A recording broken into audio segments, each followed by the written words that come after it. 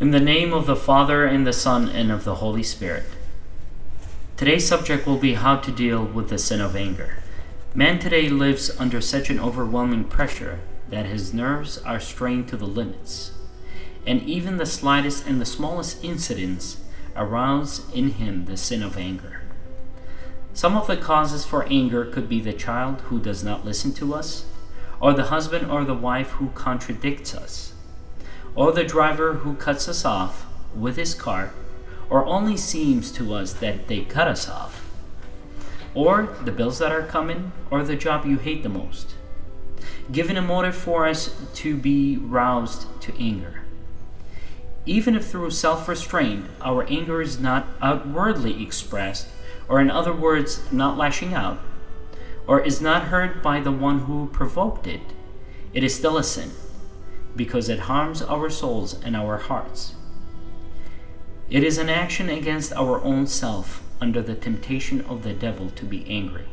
A psychologist published an interesting article on how the brain processes anger, and he said, "The problem in our brain, when we get angry, the reasonable part of our brain, which is called the prefrontal lobes in the front, shut down, and all the action moves to the back, where our reptilian brain takes over. We get the fight response. We get tunnel vision. We want to make our point and get the other guy, and damn it to understanding what we're saying at that point. And this can take a while depending on how worked up everyone gets. For men, it's even harder. It takes them psychologically 3 times longer to cool down than a woman. First, calm yourself down by taking a walk or doing some deep breathing for a while. When you're back in your prefrontal lobes, your blood pressure is down and the tunnel vision has expanded. Then sincerely try to solve the problem. The means listening and talking it through, not the quick "I'm sorry," hug in the kitchen, and sweep it all under the rug. All the conflicts in the world have their origin in unabated anger. One is angry and wounds the other, who then responds with greater violence and strength. Once this chain is begun, it cannot be stopped except through the appeal of prayer, genuine prayer, that is.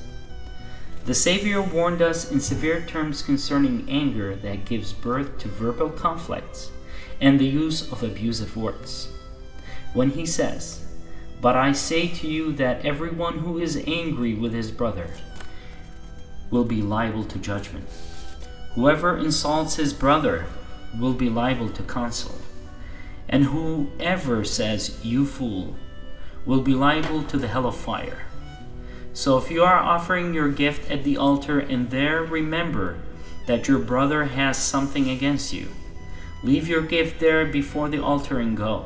First, be reconciled to your brother, and then come and offer your gift." Matthew chapter 5, line 22 through 24. Also in Romans chapter 7, line 18 says, "No one thinks evil without corrupting the heart in which God shall dwell." And also, St. Paul advises us and says, "Do not let the sun set on your anger, lest the devil gain a foothold." Ephesians, line 4, chapter 27. For you, as a member of the Assyrian Church of the East and a member in the body of Christ, we can call on Jesus to help us in this situation.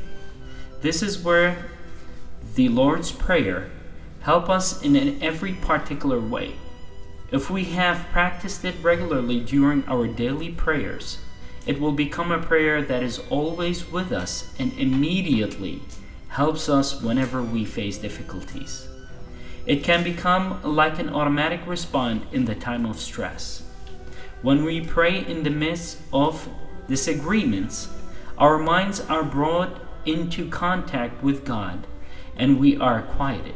If we become very angry, where we can take some time out and take a short walk saying the Lord's Prayer and asking, "Lord Jesus Christ, have mercy on me, a sinner," with our every step, while also uttering the Lord's Prayer, I call it the prayer walk. Once our mind has settled, then we can go back and resolve the issue at hand. We are like St. Paul, who says, "I do not understand what I do. For what I want to do, I do not do. But what I hate, I do. And if I do what I do not want to do, I agree that the law is good.